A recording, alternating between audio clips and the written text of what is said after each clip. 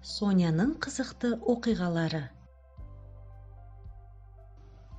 Бір қалада, бір көшеде, 66-шы пәтерде кішкентай, бірақ өте ақылды ит Соня тұрыпты. Оның көздері домалақ және жайнаған, құйрығы кішкентай болыпты. Алтағы оның иесі болыпты.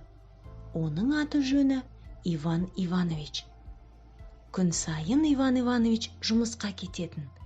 Ал Соня өзінің 66-шы пәтерінде жалғыз қалып, қатты зерігетін. Сондықтан болар, онымен әртүрлі қызықты оқиғалар болатын.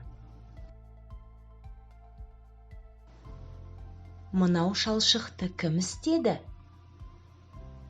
Кішкентай Соня әлі ақылды ит болмаған кезде, яғни кішкентай ақылды күшік болып жүрген кезде, кіреберісте жиі сиіп қоятын. Иесі Иван Иванович қатты ашуланып сұрайтын. Кім шалшықты істеді? Мұнда кім шалшықты істеді? Әдепті иттер шыдап, үйде шалшықтар жасамайды, деп қосатын. Соняға әрине бұл сөздер ұнамайтын. Сондықтан ол шыдаудың орнына білдірмей, кілемнің үстіне өз ісін істеуге тырысатын. Өйткені кілемде шалшықтар қалмайды. Бір күні Соня мен Иван Иванович далаға шықты. Кішкентай Соня үйдің алдында үп-үлкен шалшық көрді. Кім осындай үп-үлкен шалшық жасады екен? Деп таңғалды Соня. Содан сол ол екінші шалшықты көрді. Ол шалшық біріншісінен едәуір үлкен болатын. Бұл піл шығар, деп түсінді ақылды Соня. Ого, ол қанша уақыт шыдады, деп ойлады таңғалып. Содан кейін Соня үйде сүюді қойды. Шыбындар. Бөлмеде үлкен мазасыз шыбындар ұшып жүріп, Соняға ұйқы бермейтін. Соня шыбындарды қусады, олар мазасын ала берді. Қазір мен сендерге көрсетемін, деп қорқытты Соня. Ол кіреберістегі шыбын өлтіргішті алды. Соня ас үйден бастаймын деп шешті. Үлкен семіз шыбын стақанның үстінде отырды. Бір, деді Соня. Семіз шыбын жерге сыңғырлап құлап түсті. Екі, деді Соня. Шыбын қансалғышпен бірге үстелдің астына құлап түсті.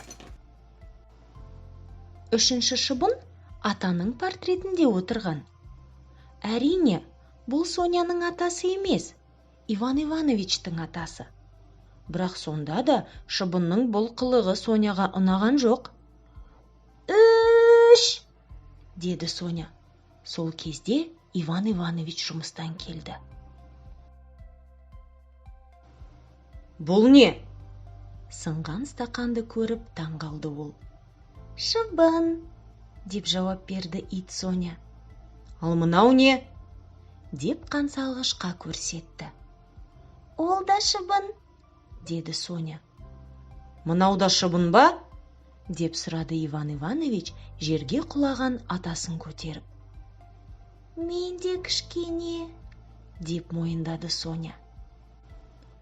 Ендеше бәрін шыбындармен бірге жина. Иван Иванович жуыну бөлмесінен сыпырғышты алып келіп, далаға жалғыз серуендеуге кетті. Әділетсіз болып шықты, деп еденді сыпырып ойлады Соня. Әне, шыбындар қанша, ал мен бәрін жалғыз жинаймын. Дақ.